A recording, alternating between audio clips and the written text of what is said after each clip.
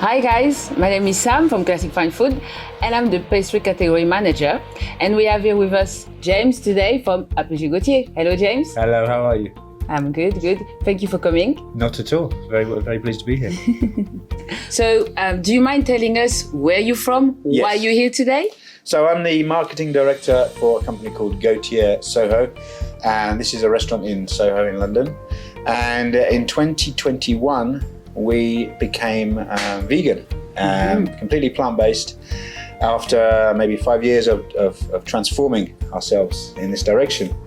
The chef, Alexis Gauthier, is a French chef, Michelin starred, been restauranting in London for many years, very successful. And he had a decision back in 2015, 2016 to become vegan himself. He saw it as a future of his cuisine and future of himself, and so he made that decision, and then slowly began to turn the restaurant vegan. And then after the pandemic, we made the leap into plant-based. Wow. So are you a vegan yourself? I am. Yes. Oh wow. I am. I'm still alive. So how does it work to be a vegan, especially in London? Like, you work in a vegan place. Is it easy? Is it something that is challenging? I think in London we're very lucky, because in London we have a lot of people, and within those a lot of people, obviously, there's a lot of people who want to eat vegan or eat plant-based, or just eat sometimes vegan and sometimes plant-based. Because a lot of people, there's a transition, you know. They can see it's the right thing to do, but they can't quite make that complete jump, which is good. So in London we're very lucky to have that there, but on the flip side of that, there's a lot of competition in London. So if you're going to open a vegan restaurant, London's a good place to do it. So we find constantly there's a lot of choice, for all the customers to make. So okay. And what is your favorite vegan dish? Personally, yeah. Well, I have to have something from the restaurant. I think the classic dish that we had most success with is a dish which is called a berlingot de la truffe, which is a little pasta dish which they created in the kitchen at Gauthier Soho, which is made of very simple, made of very light pasta and a cream sauce with fresh black truffle. Which is an absolutely exquisite dish, and it's been on the menu for many years. So that's my favourite dish at work. And is this one of the best sellers at Gauthier Gautier? Absolutely, one of the most popular, because this is like classic French cuisine, a little bit Italian as well, and it's also very much the cuisine that Alexis and his chefs would have been cooking before any vegan food was even thought about. So it's very natural for them to cook like this. So this is the cuisine they feel most at home with. And I mean, I know you're not a chef, James, don't get me wrong, but do you know how they find inspiration? To think of, okay, I can't cook with butter, what am I going to cook with? Or, Well, I mean, Alexis, I think he likes to do things in two ways. There's the classic gastronomic direction, which is drawing on the French gastronomy, which is obviously a French chef. He's trained in these many years of technique, and he tries to use those techniques as much as possible. However, they're usually based on things like butter, cream, especially in France. Especially in France. So luckily nowadays the world is working very hard to produce products that will replace these, and they are already now. We have butters and creams which are sensational. Exactly. So be better. Just to say a bit about the product. Absolutely. I can see you've got the Barilla, the Julian Brunel. Yes, this is a cheese we use a lot, and we use this one. He does many different lovely the cheeses. the cream cheese, and the Barilla. Absolutely, and so the second direction that they take is a much more of an open-minded and a sort of futuristic approach, which is completely disregarding the past and thinking about the food that we're going to eat. When we all move forward, there's going to be a new way, a new cuisine, and that's, for them, sometimes it's the most exciting, because they have a blank canvas, completely blank canvas, and the chefs can really think about out of this world concoctions, and it's really exciting, that area. So So those two main directions are the way they create. And how easy would it be to embark someone that is not vegan or flexitarian to move completely to being vegan? Well, a lot of people say that the reason that there are not many vegans making the jump sometimes is because there isn't the food. The food is not as delicious, and I would say that's completely true. In the most, if you ask my brother or all my friends or whatever, oh yeah, you're gonna have the vegan tonight, and they're gonna go, oh come on, I want to have the steak, I want to have the cheesy pizza, I want that.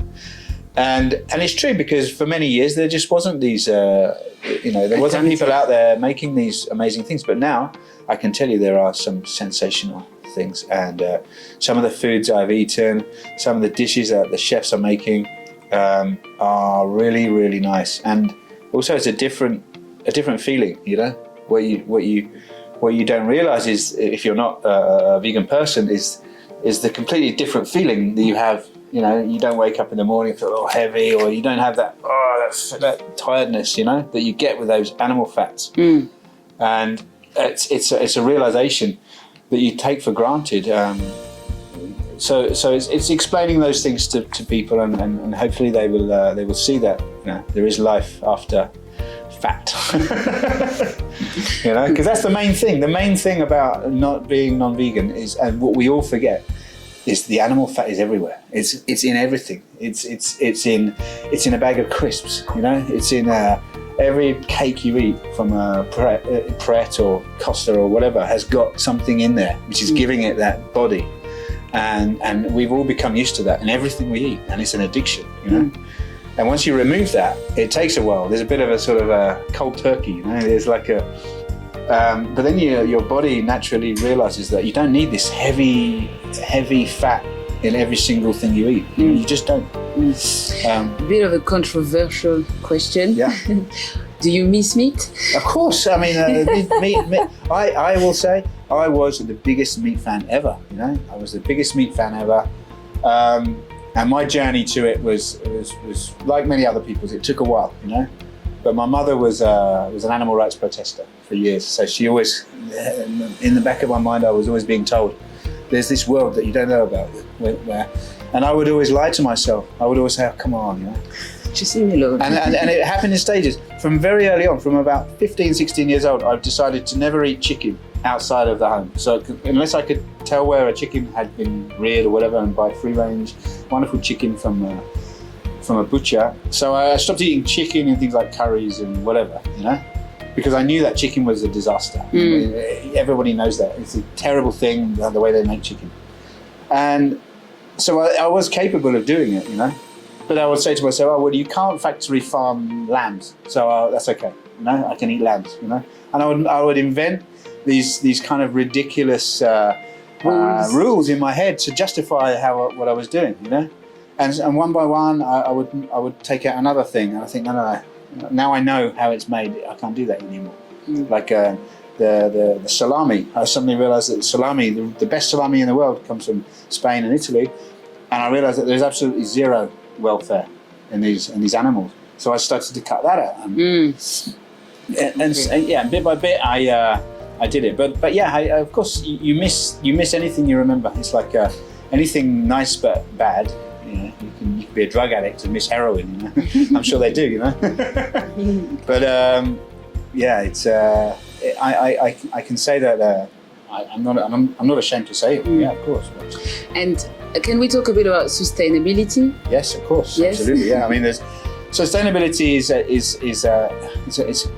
for me, it's a completely natural next step. If you remove meat from your restaurant menus, you are doing more about sustainability than any other thing. I hear about the waste, being less wasteful. I hear about using every part of the animal and cutting all these. There's millions of things that they can tell you to do, but nothing is as big in terms of your sustainability, your carbon footprint, your water usage, your everything. As if you remove animals from your menu. This is like a this big compared to everything else makes about this big, So when I see sustainability awards and this restaurant has won this because they use all the tops from the carrots to make something, and they don't throw anything away. They use this beef from.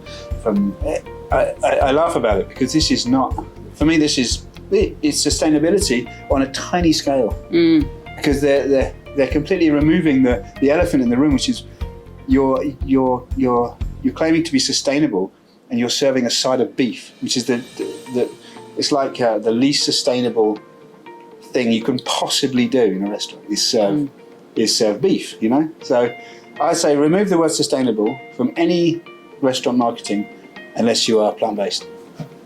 Okay. Fair. Okay. And apart from Pastry Gauthier, do you have another vegan spot? Well, we have Gauthier Soho. Mm-hmm. We have 123V in the Fenwick department store in Bond Street, which is sushi and burgers and things like that. And we also have a new one called Studio Gauthier, which is in the BFI building in Tottenham Court Road, which is an office, and on the ground floor we have this lovely, beautiful restaurant there. And that's a very exciting one because we've opened a small bakery there where we do our brioche, and they're developing these amazing, Alexis has come up with this amazing flan parisienne, which is like a creme brulee type, vanilla flan. The classic one you would have in Paris, and they've managed to create a vegan version of that, which is absolutely exquisite. I can't even believe it. It's light, it's luxurious, and so there's loads of exciting things happening. Very nice. Can't wait to go and try. Yeah, absolutely. You're welcome anytime. Okay. Well, thank you so much. I don't know if you want to maybe talk a bit more about the product that we have here. Yeah. Well, Classic Fine Food have been our beloved supplier for. It must be 20 years. Yeah, I would say. Where we used to be Grivan, yes. Exactly. And always been very, very helpful. There's no restaurant in the UK, I would say, is more serious about the quality of vegetables than our restaurant. So seasonality is the key for us. We change our menu 4 times a year. Yes. So we very much look forward to the new produce, and I never see the kitchen so excited as the first day of the new menus. And Classic are always part of that process, with the best chanterelle mushrooms. Yes, my favorite. Yeah, the everything, the greens, everything that comes is always good. But that's incredibly important because when you're cooking vegan, it's almost like you can't hide behind high quality meat, which is very easy, If you're a regular French restaurant, you just buy the best cut of meat, you buy the best cut of guinea fowl, and you buy the best fish, and you just cook it very, very, for a small amount of time, and put lots of butter on it. This is not difficult. This is not difficult. When you're a plant-based restaurant, you have to take the best vegetables. Of course you do. But you have to work very hard to make them exciting because to most people, it's a leaf, So we have to work very hard, much harder. And to do that, we need the best things. And Classic have always helped us with that. Yeah, I think it's very important, as you said, to have like the quality product, a quality chef, and a quality meal. Oh yeah, you can't have a quality restaurant without quality products. That's impossible. So very true. Yeah. I'm looking forward to winter now. All the roots, Yeah. So James, thank you so much for your time. Not at all. It was a very good, exercise to do, to talk a bit about Veganuary. I love it. And also with a customer that doesn't only do it in January, but all year round. It's Veganuary all year round for us. Okay. Guys, thank you so much. Thank you. And see you soon. Bye.